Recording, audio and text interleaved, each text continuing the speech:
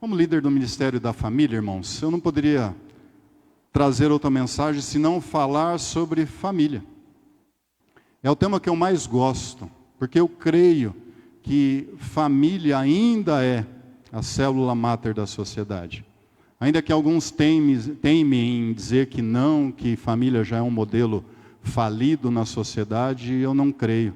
Deus também não pensa assim. Ele criou a família como célula principal da sociedade. A família é muito importante. Família forte, igreja forte, cidade forte, estado forte, país forte. Quando se ataca a família, esse é o objetivo do inimigo, ele consegue destruir o projeto de Deus.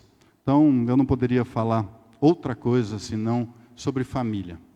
Algo que o Senhor colocou e tem colocado no meu coração, que eu quero transmitir para vocês, e a minha esperança é que o Espírito Santo toque o teu coração, a tua mente, para que de repente você seja também impactado, como eu fui impactado com esse texto, com essa mensagem que o Senhor colocou na minha mente. Ontem, enquanto eu estava preparando essa mensagem, minha filha, a primeira filha, a filha mais velha, ela não gosta que fala assim, a Camila, mora em São Paulo, postou no grupo de WhatsApp da família. Nós temos um grupo, acho que toda família tem um grupo de WhatsApp. Lá a gente conversa, as coisas concernentes à nossa família. Ela postou num grupo um bilhete que eu mandei para ela, aliás, mandei não, eu deixei em 2016, no apartamento dela. 2016. Ela mudou para São Paulo em 2015. Em 2016 nós estávamos naquele processo de deixá-la em São Paulo. E nós fomos para lá, eu, a Maria e a Isabela, passamos lá sexta, sábado e domingo preparando as coisas. E arrumamos a mala para retornar no domingo. E eu escrevi um bilhete que eu nem me lembrava. Lembrei quando ela mandou no grupo. E deixei um bilhetinho escondido, num lugar que eu sabia que ela ia poder ver. Que ela ia achar depois que a gente já tivesse ido embora. Eu sei que a minha esposa também fez o mesmo. Um bilhete simples, com a minha letra que é horrorosa, que dizia assim: fui com o coração em pedaços, mas sei que o Senhor cuida de você. Foco em seus propósitos. Os anjos do Senhor estão acampados ao seu redor. Te amo. Beijos, seu pai. Quem tem filhos sabe que um dia eles irão embora e que isso dói demais. Nós passamos, graças a Deus, pouco por essa experiência. Quando a Camila foi embora, uma vez estudar em Curitiba, depois foi para São Paulo, a Isabela também foi para São Paulo. Mas quem tem filhos sabe que um dia eles vão embora. E que é difícil você ir embora e deixá-los sozinhos, parece que desprotegidos, ainda mais em São Paulo. Naquela cidade temerosa, e deixá-lo e vir embora. É complicado. Até quando o filho vai casar, a gente fica meio que preocupado. Quando a Isabela foi casar com o André, eu falava para ela, eu não sei se eu vou no teu casamento, não. Porque eu acho que eu não sei como é que vai acontecer, o que eu vou fazer. Porque eu vou chorar que nem uma criança. E eu me preparei, acho que, 6 meses para esse momento. 6 meses. E entrei firme, olhando para o céu, nem olhava para o André para não chorar, porque senão eu já sou chorão quando fala de família. Eu entrei firme. Mas é complicado quando os filhos vão embora. E eles vão embora. Não adianta. Passa muito rápido. 2016. Ontem, a hora que ela mandou, eu levei um choque. Falei, meu Deus, nós já estamos em 2025. Já faz aí praticamente 8 para quase 9 anos. O tempo tem passado rápido. E isso me levou a uma outra reflexão. O tempo passa rápido, eles vão embora. Mas nós também vamos embora. Você já pensou sobre isso? Que você também vai embora? Que você vai embora. Enquanto jovens, a gente não pensa muito sobre isso. Quando nós temos uma certa idade, da idade da juventude, a gente não pensa muito sobre isso, mas quando a gente, principalmente depois que nós temos filhos, essa coisa parece que fica povoando as nossas mentes. Não sei com você, mas comigo era assim, sempre foi assim. Logo depois do nascimento da Isabela, em 1998, já contei a idade dela, eu tinha uns 30 e poucos anos, eu entrei em parafuso, eu acho que eu já disse isso para vocês, eu entrei em desespero, porque na minha cabeça eu iria morrer logo. Eu não iria conseguir de jeito nenhum ver o crescimento das minhas filhas. E estava claro no meu coração que eu ia morrer. E que eu ia morrer logo. E tenho certeza que Deus se compadeceu de mim e me agraciou com mais anos de vida. E olha aí, minhas filhas profissionais, criadas. Está aí a filha casada com o marido, né, na igreja, uma bênção. E ainda estamos aqui, eu e a minha esposa, jovens, bonitos, né, muito mais bonitos do que jovens, tenho certeza disso, reconheço. Mas eu tenho convicção que Deus colocou esse temor em meu coração para que eu pudesse reparar em algumas coisas e perceber algumas coisas que Ele insistia em me mostrar e que eu não percebia.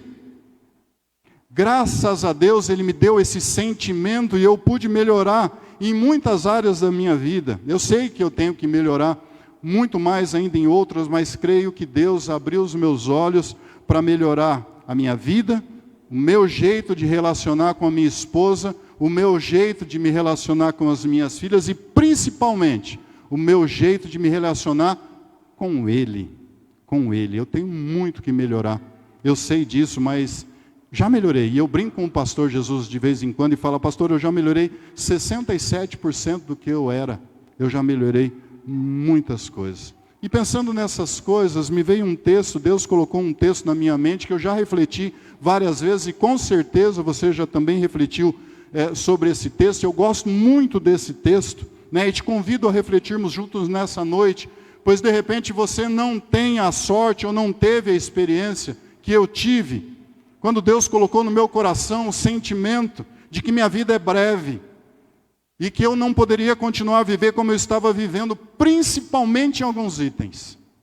Relacionamento com a esposa, relacionamento com as filhas e relacionamento com Deus. O restante eu tive que ir adaptando. Trabalho, lazer, finanças, etc. Foi se ajustando com base na melhoria desses 3 itens importantes na minha vida. Aliás, os mais importantes. Minha vida, relacionamento com a minha esposa, relacionamento com as minhas filhas e relacionamento com Deus. E esse texto está lá em 2 Timóteo, capítulo 4, versículo de 1 a 8. Está projetado, eu acho que dá para você enxergar um pouquinho. É um texto bem conhecido e me permita fazer a leitura na Nova Versão Internacional, que diz assim, em 2 Timóteo, capítulo 4, dos versos de 1 a 8, que diz assim, na presença de Deus, isso é Paulo falando, né? Paulo falando a Timóteo, na presença de Deus e de Cristo Jesus, que há de julgar os vivos e os mortos, por sua manifestação e por seu reino. Eu o exorto, Timóteo, solenemente, pregue a palavra, esteja preparado a tempo e a fora do tempo, repreenda, corrija, exorte com toda a paciência e doutrina, pois virá o tempo em que não suportarão a sã doutrina, pelo contrário, sentindo coceira nos ouvidos segundo seus próprios desejos, juntarão mestres para si mesmo. Eles se recusarão a dar ouvidos à verdade, voltando-se para os mitos. Você, porém, seja sóbrio em tudo, suporte os sofrimentos, faça a obra de um evangelista, cumpra plenamente o seu ministério. Eu já estou sendo derramado, dizia Paulo, eu já estou sendo derramado como oferta de bebida. Está próximo o tempo da minha partida. Combati o bom combate, terminei a corrida, guardei a fé. Agora me está reservada a coroa da justiça, que o Senhor, justo juiz, me dará naquele dia, e não somente a mim, mas também a todos que amam a sua vinda.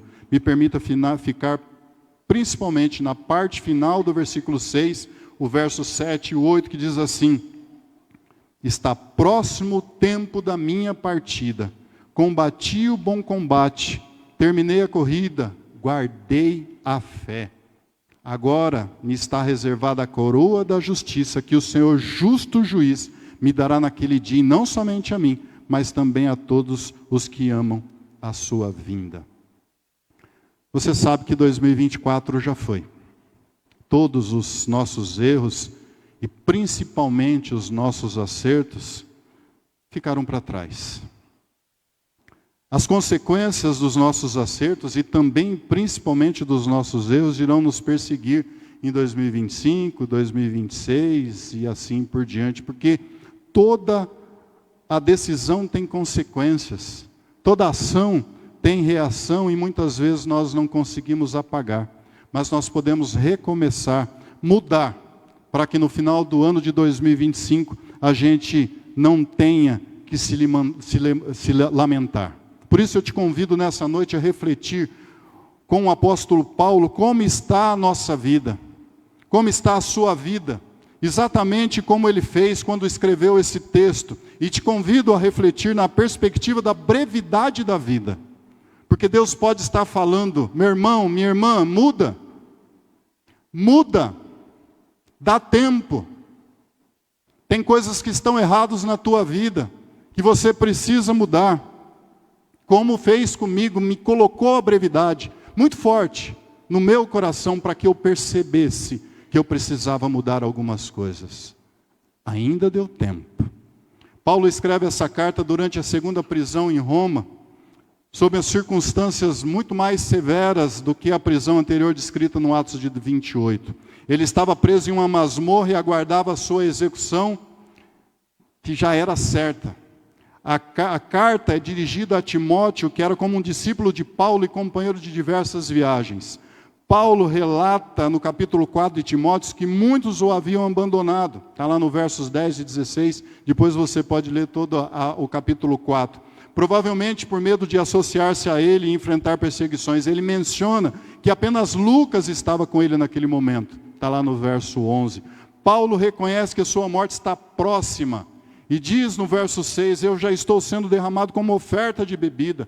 Está próximo o tempo da minha partida. E ele avalia o ministério com confiança, e afirma, combati o bom combate, terminei a carreira e guardei a fé.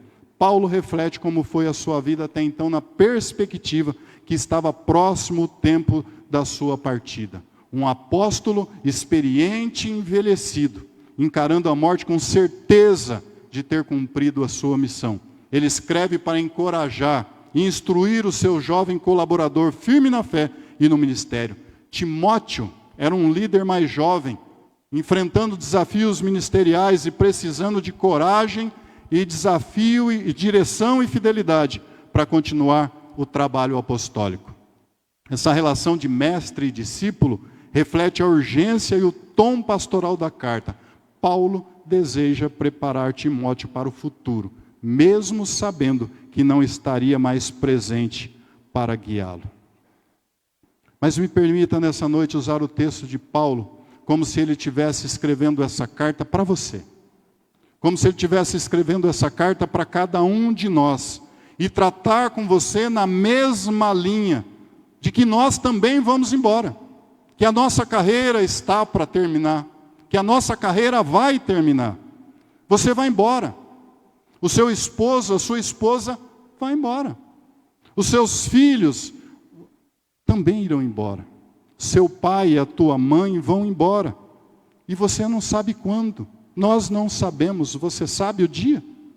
A Bíblia diz que ninguém sabe os dias, o dia, e que esse dia está reservado somente a Deus. Nós não sabemos o dia da nossa partida.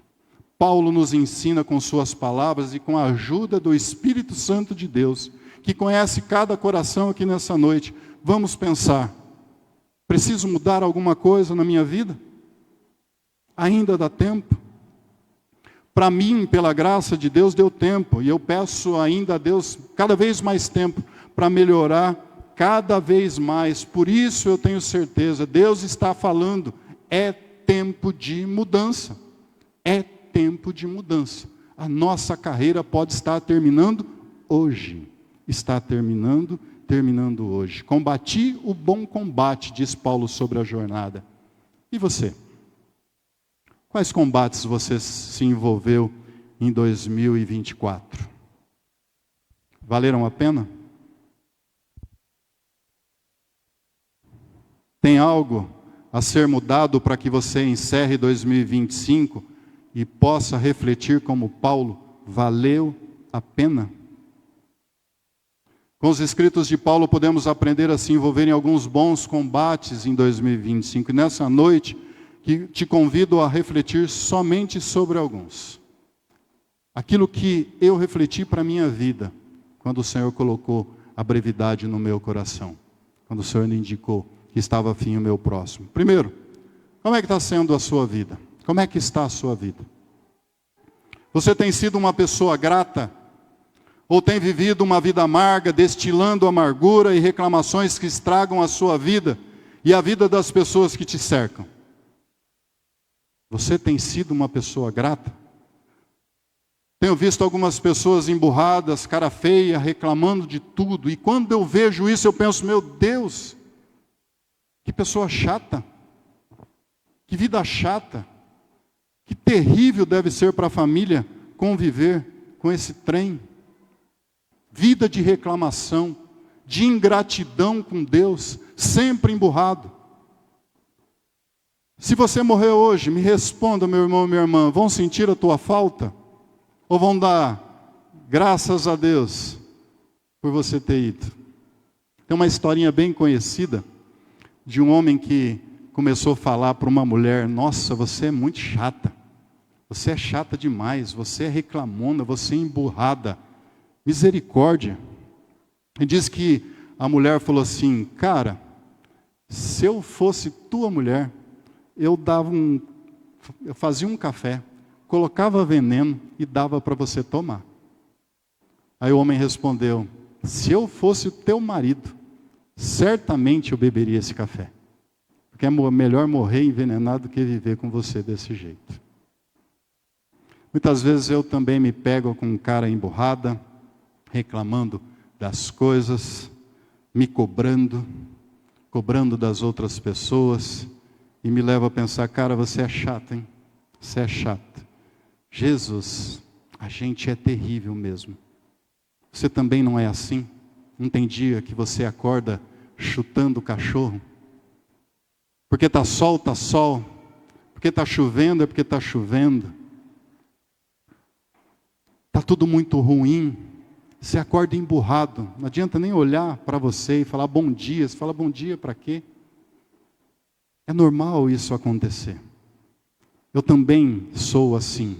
Melhorei muito, como eu disse, graças a Deus. E todas as vezes que o Senhor coloca no meu coração, você está reclamando, eu trago aquele versículo de Lamentações, quando o profeta diz, trago à memória aquilo que me dá esperança e tento mudar o mais rápido possível. Tem hora que nós somos muito chatos, tem hora que nós somos chatos, somos reclamões com filhos, com cônjuge, com a vida. E isso, meu irmão, é ingratidão com Deus. Tem hora que a gente reclama de tudo.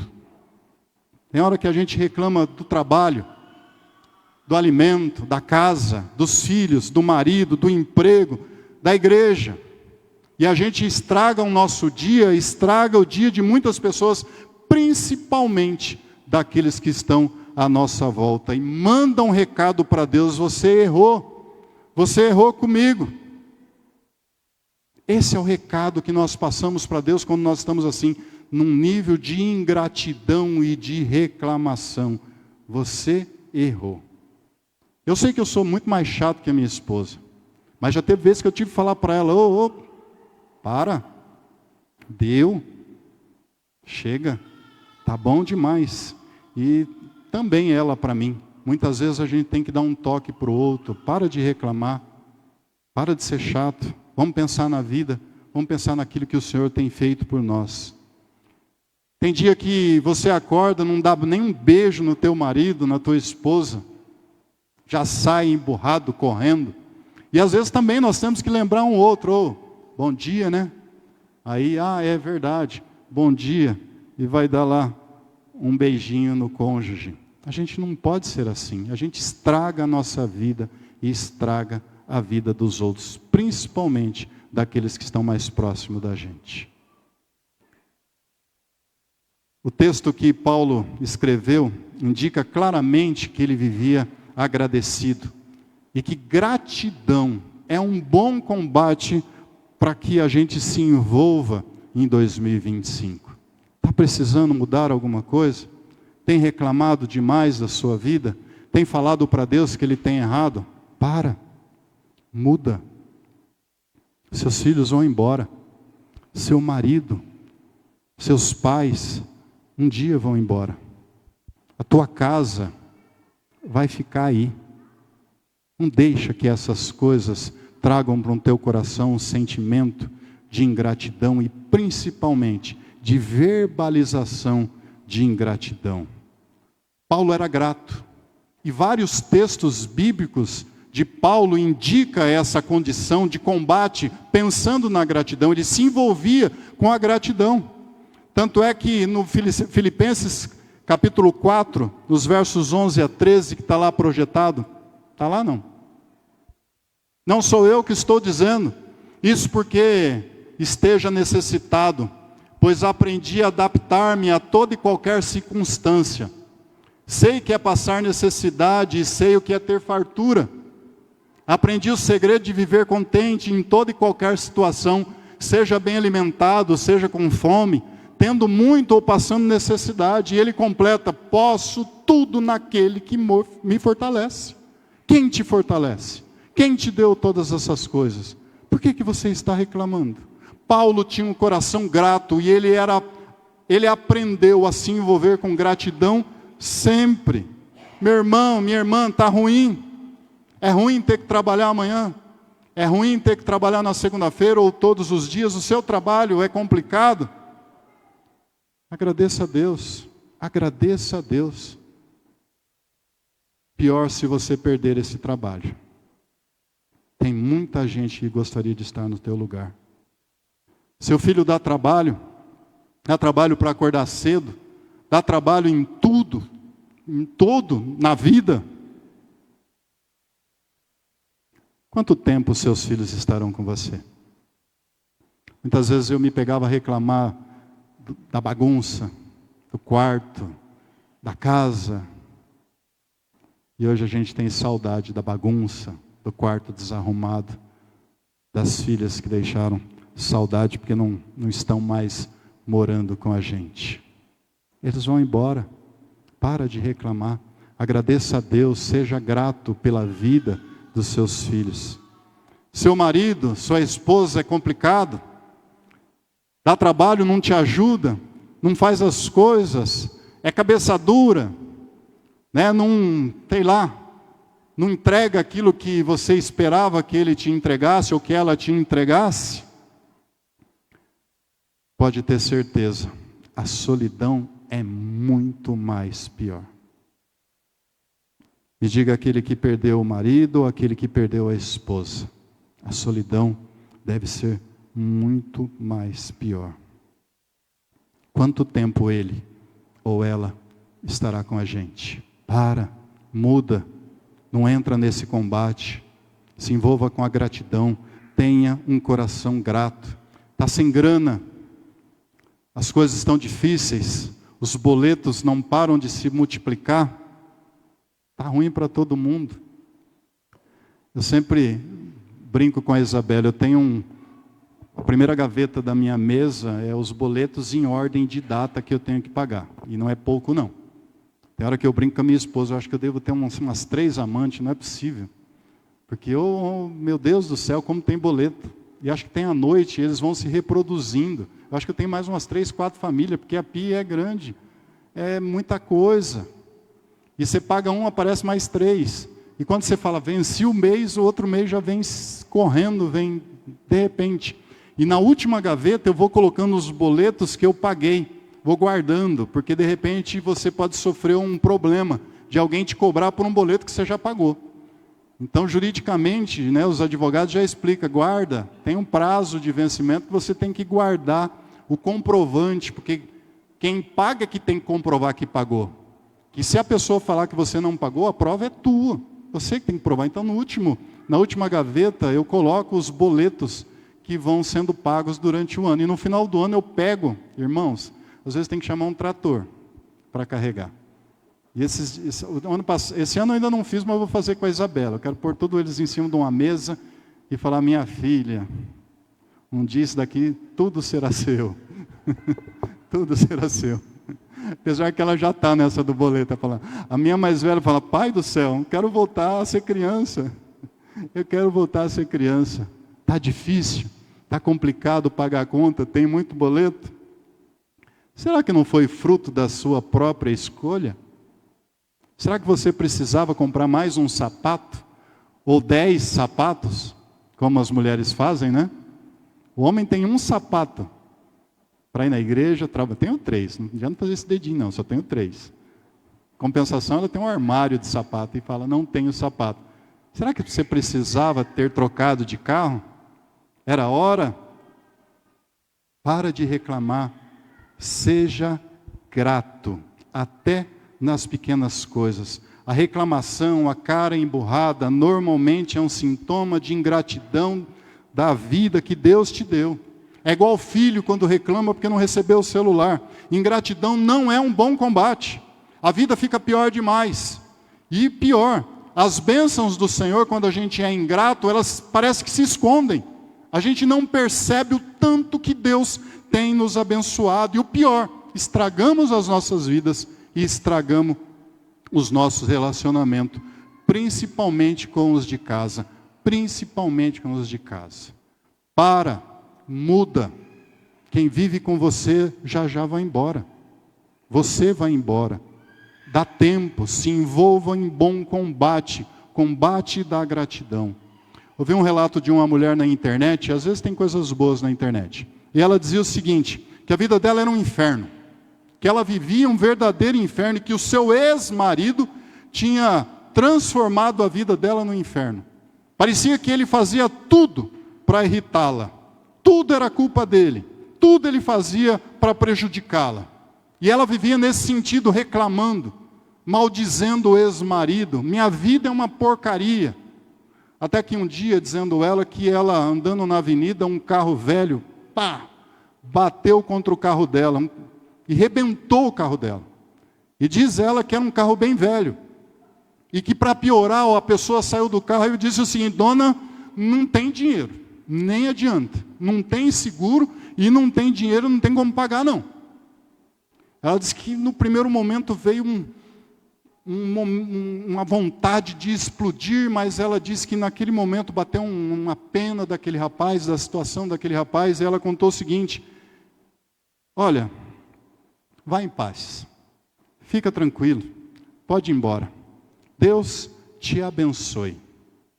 Ela disse que naquele momento que ela fez isso, diz que virou uma chave na cabeça dela, diz que ela foi inundada com uma paz tão grande, Deus mostrou para ela exatamente, não adiantava ela ficar reclamando, maldizendo, fazendo o ex-marido como senhor da vida dela, que ela deveria agradecer e abençoar a vida dele. Afinal, eles tinham tido 2 filhos e trazer à memória bons momentos que eles viveram juntos. Diz que a partir daí, o sol nasceu para ela e que até hoje ela se lembra com carinho dos momentos bons e agradece a Deus pelo que restou do tempo com Ele. Ela diz que virou a chave. Quando você de repente coloca o outro ou a outra como motivo da tua infelicidade e que você vive na reclamação, soa para Deus como um motivo de ingratidão, de um filho ingrato. Não se envolva com esse combate. Gratidão é um bom combate. Vários textos de Paulo indicam agradecimento. E sendo o agradecimento como um bom combate. Vamos lá. Gratidão como vontade de Deus. Está lá em 1 Tessalonicenses 5, 16 e 18. Isso. Regozijai-vos sempre, orai sem cessar, em tudo dai graças, porque esta é a vontade de Deus em Cristo Jesus para convosco. Gratidão como parte da oração, Filipenses 4, 6. Não andeis ansiosos por alguma coisa, antes em tudo, sejam os vossos pedidos apresentados diante de Deus pela oração e súplica, com oração de graça, com ações de graça. Gratidão por toda boa obra, está lá em Filipenses 13, 5. Dou graças ao meu Deus por tudo que recordo de vós, fazendo sempre com alegria, súplicas por todos vós, em todas as minhas orações, pela sua cooperação no Evangelho, desde o primeiro dia até agora. Paulo era uma pessoa grata e nos ensina que um bom combate, a se envolver e mudar para ser 2025, é ser constantemente grato a Deus e grato às pessoas que te cercam. Seja grato. Agradeça a Deus pelas coisas, pelas pessoas, até aquelas coisas que de repente pode te parecer ruim, agradeça. Seja grato com as pessoas. Tem gente que não tem gratidão pelas outras pessoas. Nós aprendemos no Homem ao Máximo o princípio do agradecimento e do reconhecimento naquelas pessoas que nos servem.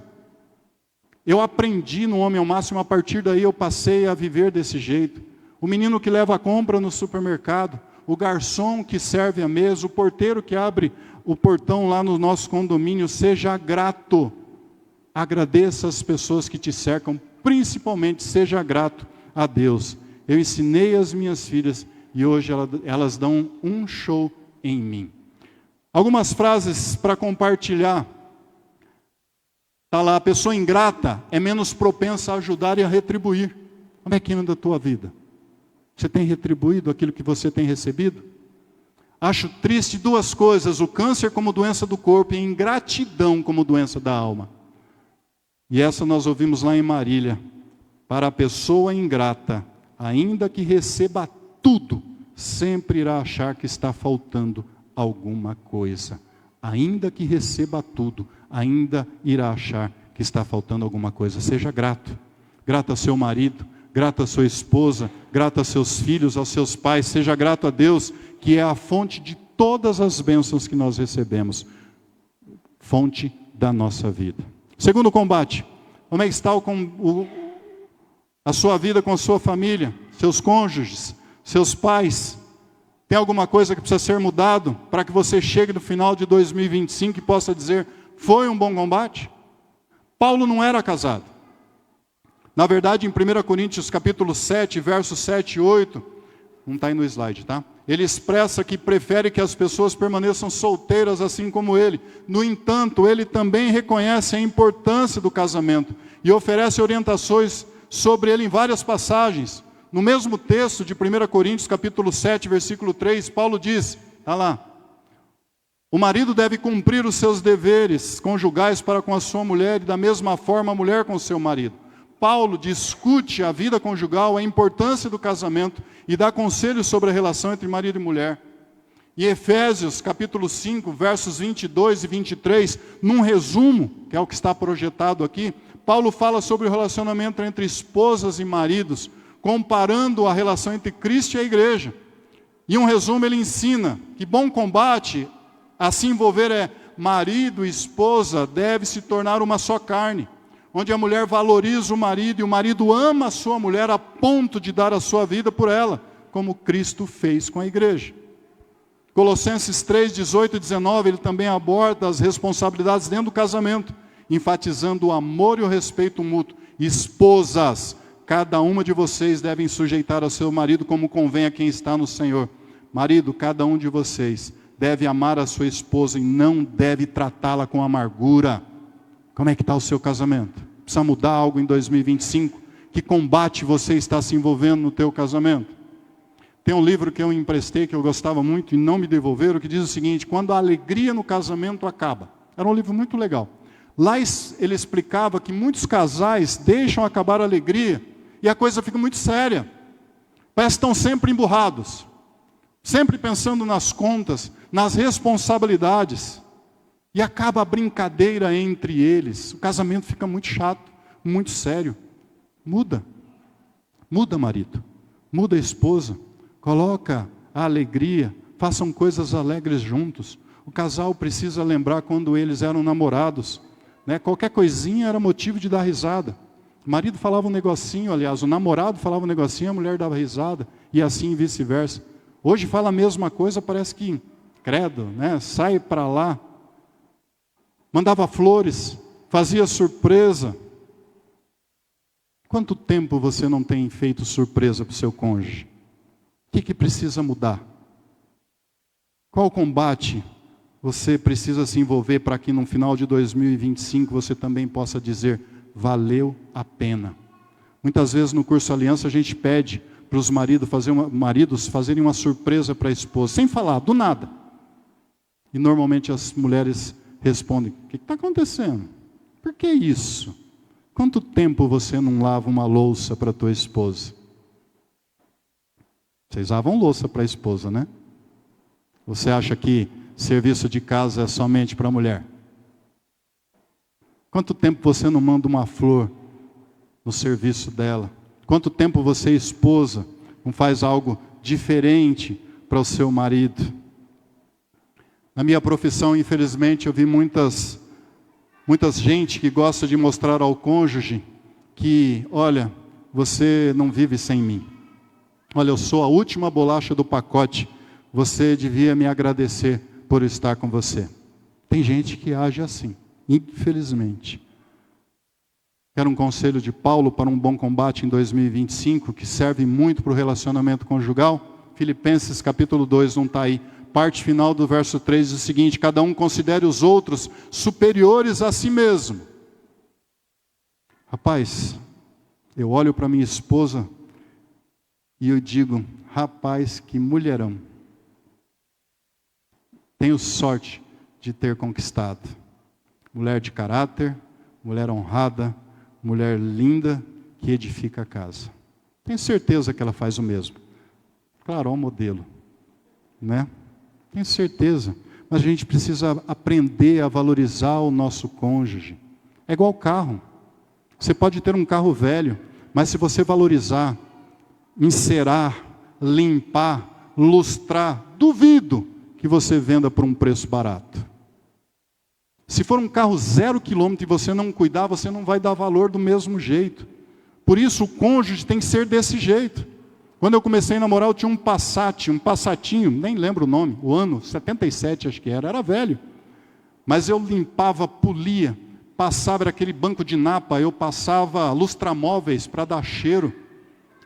A Maria era magrinha, cada brecada que eu dava, ela caía lá embaixo, eu tinha que puxar ela, volta mulher. Não tinha cinto naquela época, não precisava usar, é verdade. É verdade, é isso mesmo, mas cara, eu olhava aquele carro, mas não tinha dinheiro que pagava. Com o cônjuge é a mesma coisa. É a mesma coisa, a gente precisa aprender a valorizar o cônjuge, o marido, a esposa que o Senhor nos deu. Olha para ele, olha para ela e fala: Senhor, obrigado. Louvado seja Deus, é o melhor, porque o Senhor já conhece você. Já conhece. E filhos? O que precisa ser mudado? Você como filho, o que precisa você mudar em 2025? Para os mais novos, Paulo ensina o bom combate em vários textos. Vamos ficar num só. Está lá em Efésios capítulo 6, versículo 1 a 3. Está lá. Filhos, obedeçam aos seus pais no Senhor, por isso é justo. Honra teu pai e tua mãe. Este é o primeiro mandamento com promessa, para que te vá bem e tenha longa vida sobre a terra. Não pense, jovem, não pense, adolescente, que se envolver em bom combate é seguir o conselho da galera, não. Não é seguir o conselho da galera, não. A Bíblia é muito clara. Obedeça. Honra seu pai e honra tua mãe.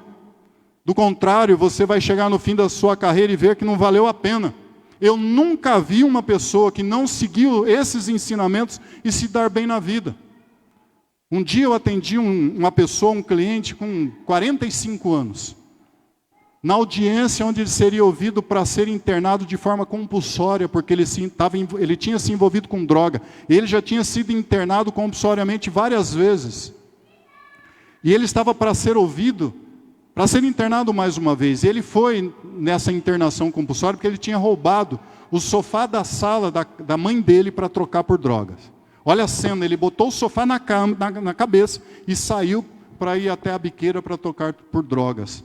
E aí a polícia pegou e houve uma internação compulsória e tem toda uma audiência para ver isso. E eu perguntei: cara, o que você fez com a sua vida? Olha para trás desses 45 anos. O que você fez com a sua vida? Ele falou: doutor, não tem mais nada não. Eu acabei com a minha vida.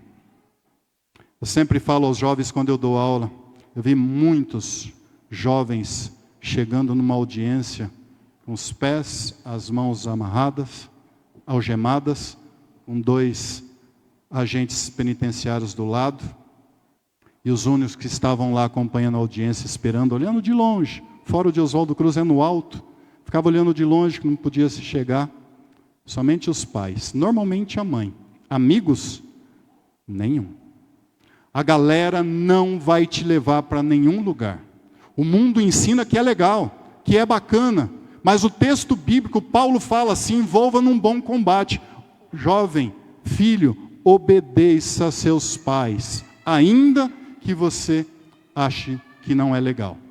E diz aos pais, não provoqueis os seus filhos a ira, mas criai-os na doutrina e na demoestação do Senhor.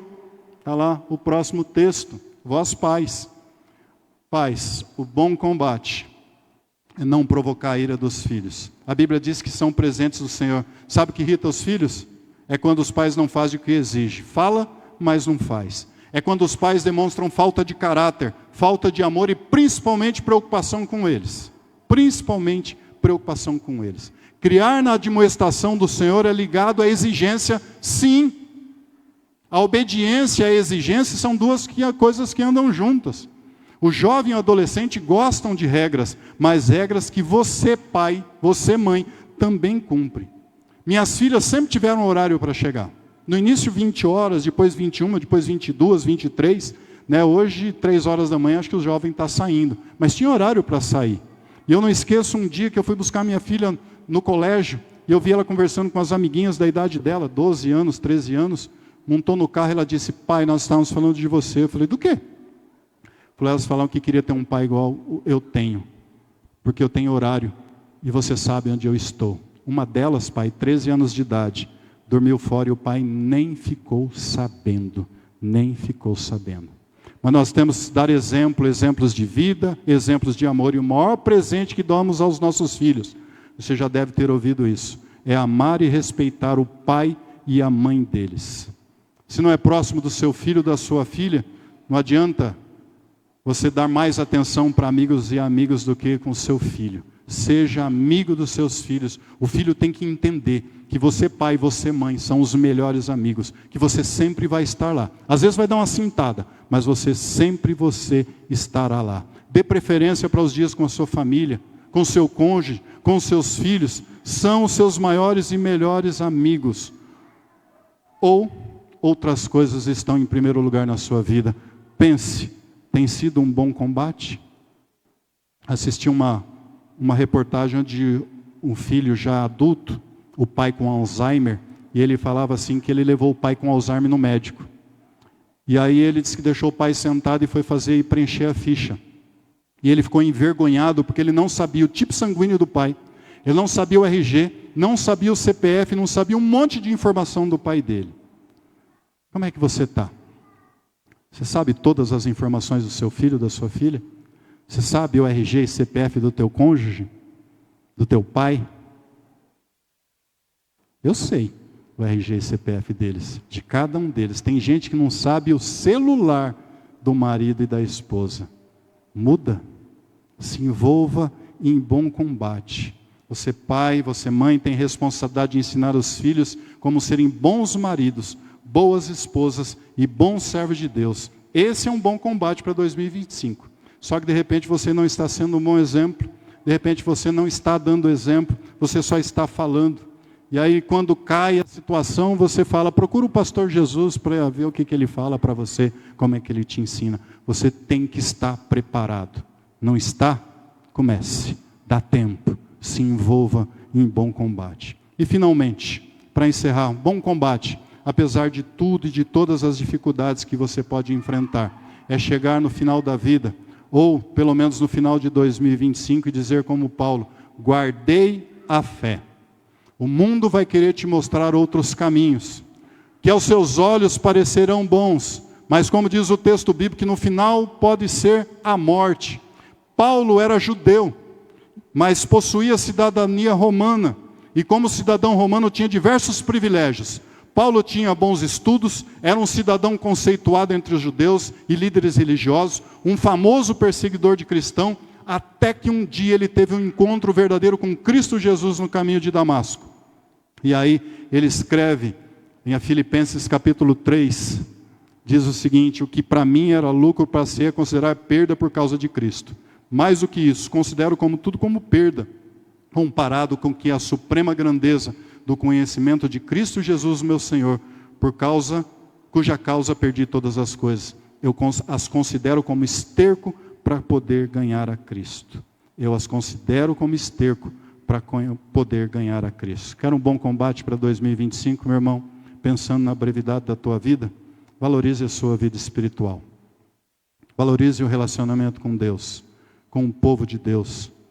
Para com essa conversinha de que eu amo o Senhor dos Exércitos, mas eu não preciso estar no quartel. Eu era assim também na minha vida com Cristo, se resumia com a igreja, com o povo de Deus, se resumia a alguns domingos apenas quando eu não tinha coisa melhor para fazer ou não estava cansado. A desculpa era sempre, eu estava cansado. Quando eu vejo velórios aqui na igreja, meus irmãos, eu sempre penso o seguinte: cara, como é bom pertencer a uma igreja. Até na morte eu tenho um lugar para velar o meu corpo e a minha família será reconfortada por irmãos de fé, da fé. E quem não tem? E quem não se envolve? Nem na morte terá isso. Que triste. Quando Deus me mostrou lá atrás que eu iria morrer, mudei a minha vida. Minhas filhas estão no caminho do Senhor. Está lá o meu genro nos caminhos do Senhor. Estamos firmes. Combati e quero continuar a combater um bom combate, se Deus me permitir. Tenho muito que mudar e quero ter tempo para isso. Nem que Deus me leve em 2025. E Paulo, no verso 8, nessa análise escreve dizendo, versículo 8. Desculpa, não está aí. Agora me está reservada a coroa da justiça que o Senhor, justo juiz, me dará naquele dia, e não somente a mim, mas também a todos que amam a sua vinda. Tem algo que você precisa mudar na sua vida espiritual? Tem algo que você precisa mudar no relacionamento com Deus? Tem algo que você precisa mudar no relacionamento com a igreja? Que é a demonstração física, verdadeira do seu envolvimento com Deus? Tem algo que você precisa mudar no serviço do Senhor em 2025? Você vai embora. Você não pode, de repente você pode não chegar em 2025 e ter essa possibilidade de análise. Permita-me encerrar com um vídeo que eu assisti ontem, que achei que serviria para ilustrar a mensagem dessa noite. Será que vai passar? Eu queria pedir para o Eduardo pagar lá, nós estamos encerrando. Um vídeo que eu achei bem legal. Espera um pouquinho, Duda, deixa eu apagar tudo. Aí. Presta atenção nesse vídeo. Vou deixar bem alto.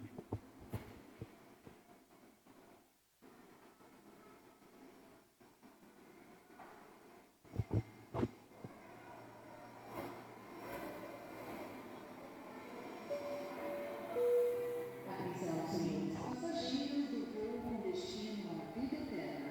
Esta é a última chamada. Dirija-se à porta de embarque de número 7.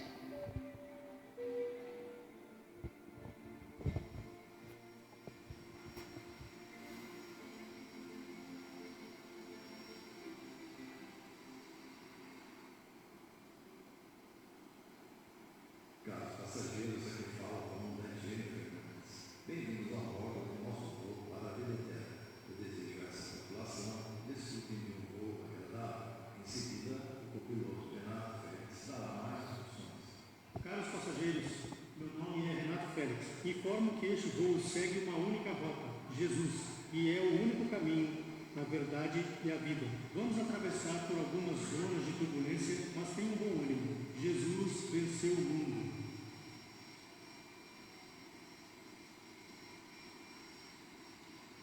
Senhores passageiros, meu nome é Alexander Wolbach.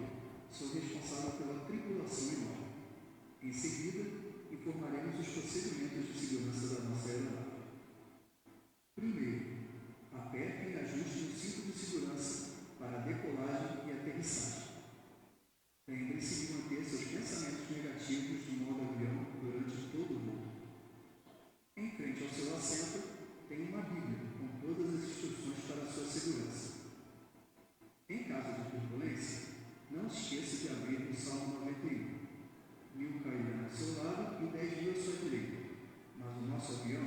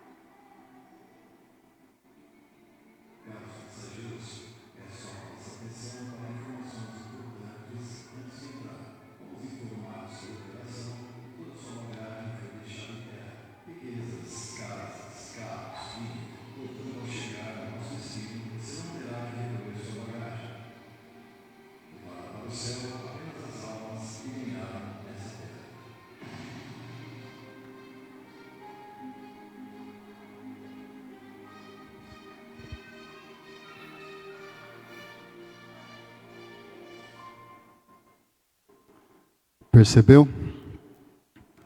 A nossa vida é breve. Talvez você não tenha a chance que eu tive. Talvez você não tenha a chance de terminar 2025. Tem algo que precisa ser mudado? Mude. Se entregue a Jesus Cristo hoje ainda, se você ainda não fez. E eu quero terminar, pode até postar, que em 2025, tenho certeza que 2025 será um ano abençoado. Eu creio, um ano de mudanças. Que em 2025 você viva como se fosse o último ano da sua vida. Que com seu cônjuge você viva como se fosse o primeiro ano que vocês se conheceram. Que com seus filhos você viva como se fosse o primeiro ano da vida deles. Que com seus pais você viva como se fosse o último ano da vida deles. Que com Deus você viva como se você fosse encontrá-lo na vida eterna. E que todos nós tenhamos a chance e a bênção de vivermos ainda muitos e muitos anos. Amém?